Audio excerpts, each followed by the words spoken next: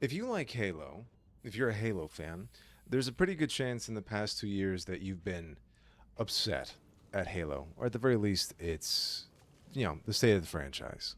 The launch of this game, Halo Infinite, and the show that followed not too long after in early 2022, a pretty bleak time.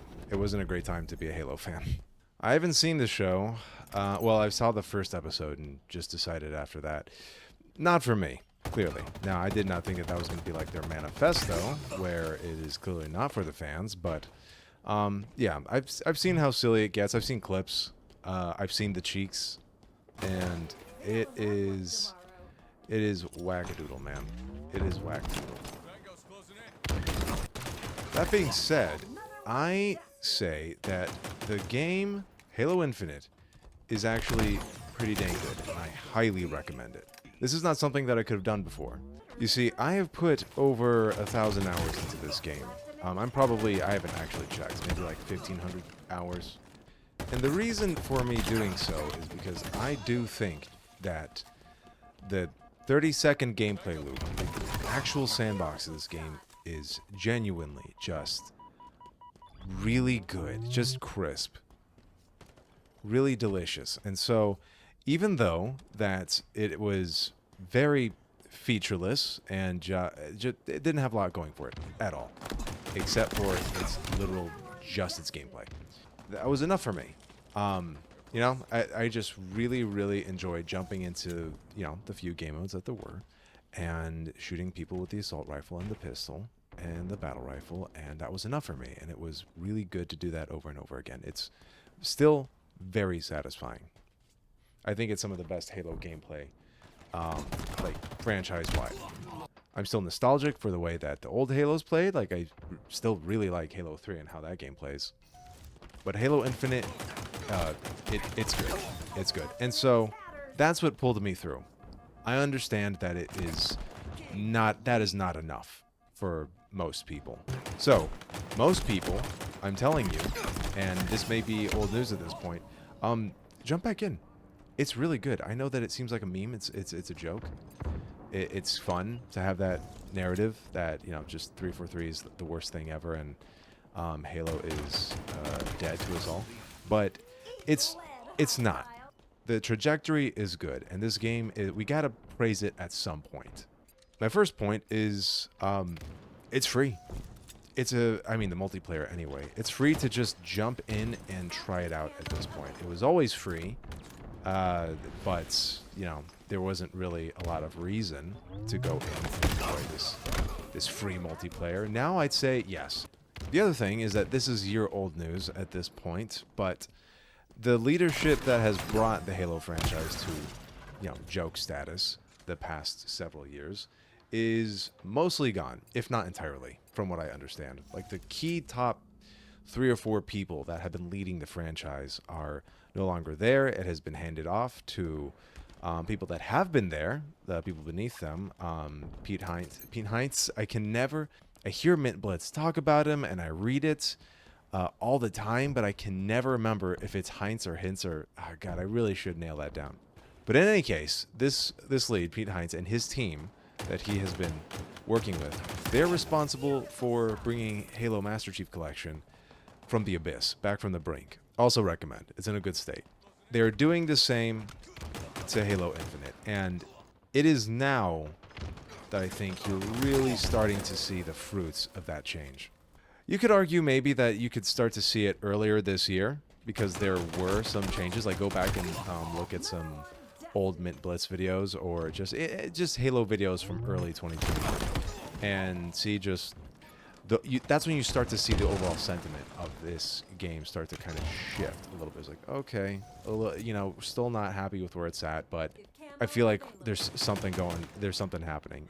It is also feature rich. There's a lot of things to do now. There's a lot of game modes. Like, Google an image of Halo Infinite, like at launch, like multiplayer menu, and just look upon that in despair, and just kind of have a laugh, because there wasn't. I think it was like quick play, ranked, and big team battle for a while, and then they started to add like 1 or 2 more modes, and there was this whole thing about them not being able to add more to like the menu because the way that the engine, whatever, it was a mess. But at this point, there is stuff to do. There is a lot of modes. There's like 3 different ranked modes.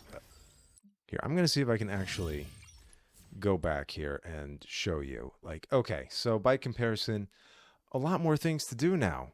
I mean, just look at all the stuff that we have. Halo 3, so this is just like Halo 3 maps that are made in Forge. Forge, hey, listen, we didn't have Forge at the beginning of 2022. You know, we have Infection, Fiesta, Quick Play, Just Slayer, if you just kind of want to mess around and not think about it too much. Tactical Slayer, which I don't know why they didn't just keep the name SWAT, but there it is. It's really fun, and it's really fun to see Forge-made maps go into rotation, seeing what the community can come up with, and just seeing old maps come back in some kind of fashion. On top of all that, Firefight is coming.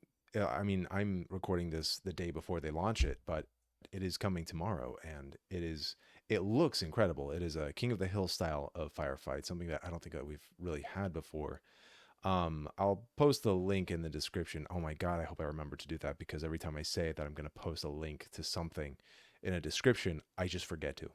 But it looks in-depth, well thought out, and with each update, which by the way, the updates are a lot more frequent, and the updates are always good. It's little by little, these incremental, granular changes over time, and it's fantastic. My point is that with every update, including this Firefight thing, that they're incorporating it into Forge, and just being able to be scripted in Forge, and with the customization nodes.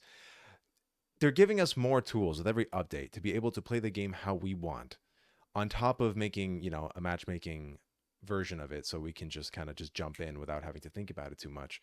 And it's brilliant. It's really good. So adding these tools to a gameplay loop that I think is really solid, and these updates being way more frequent under this new team that has experience bringing a Halo game back from the brink, back from the depths of hell. And frankly, there is nothing else that plays like Halo. There's not another shooter like Halo. Maybe Splitgate, but if you take out the portal element and you just play that game without the portals, which defeats the point of that game, it just kind of feels like discount Halo. There's nothing that plays like Halo. I love it. I really, really love how this game plays, and I'm overjoyed at the care that 343 is putting into this game over time, and not abandoning it and bringing it to a state of, because it was sad a little bit for me to enjoy how this game played for so long, but I could never recommend it. I could never recommend it, not in good conscience. Like, maybe I could have like a weekend with some friends where we could just kind of goof around a little bit, but then that would be it. We would get tired of it. Not me, but you know, they would, and I wouldn't want to force them to play something that they don't want to play. That's not a good time. I want consensual Halo gameplay with friends. I really think that it is one of the most fun shooters that are out right now, and being free, the multiplayer, it's worth a try to just jump back in and try. Like, if you like Halo, come back in. The water's great. It's only looking better. They're moving faster. They're updating little by little, making the game better. Now, is because people want to, you know, have their narrative and complain about the game and 343, and just everyone is still so hurt, you know, mentally and spiritually over what Halo has become in the past 10 years. So, you know, is it sad that it took 2 years, literally, for this game to be in a state where I can recommend it to friends, or just, you know, strangers? Yeah, sure, it is. But the reality is that that's where we're at. It's had, you know, questionable leadership up until last year. It's let's just kind of ground ourselves and come back to reality that it's good right now. We can finally say something good about it. It is good. And I just come back in, have a fun time. You can play the game how you want. If you're a wizard at Forge, then man, this game is just, the world is your oyster. You can do so many things with it. I've never been that kind of guy. I'm more of a, you know, enjoy what other people make kind of Halo player. I don't know. I don't practice enough with it, so maybe if I put more thought into it. But that's not what I like just watching other people create really ballistic things. So yeah, genuinely a great time with friends, especially at this point. There's so many things you can do. Forge is great. It's only gonna get better. There's so many weird things that you can see, people experimenting with Forge. Firefight is coming. Like shoot, that can be a whole thing unto itself. You know, the matchmaking by itself, the you know, the Forge capabilities that that's gonna have and what people can do with it. It's a great time to be, at the very least, a Halo fan playing Halo Infinite. And by this time next year, it's just, it should be, given the trajectory and just like the goodwill that they're, and just the good that 343 is doing right now, it should be in incredible state. And I can't wait for that. I am looking forward to, hello. I am looking forward to, you know, what else the franchise has in store. Like, what is the future of Halo? Are we just going to keep I would not mind continuing to do Halo Infinite for the next several years because, again, it plays really well. Shoot, Halo gameplay, I think, ages well. Halo 3 still, I think, is pretty good.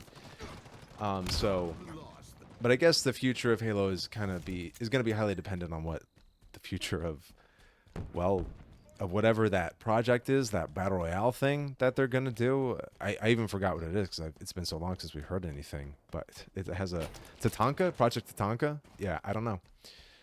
And whatever story plans that they have. I know that was like a whole thing, and you can look into it. I'm not going to go over it, but that was kind of scrapped for a while, at least whatever progress that they had.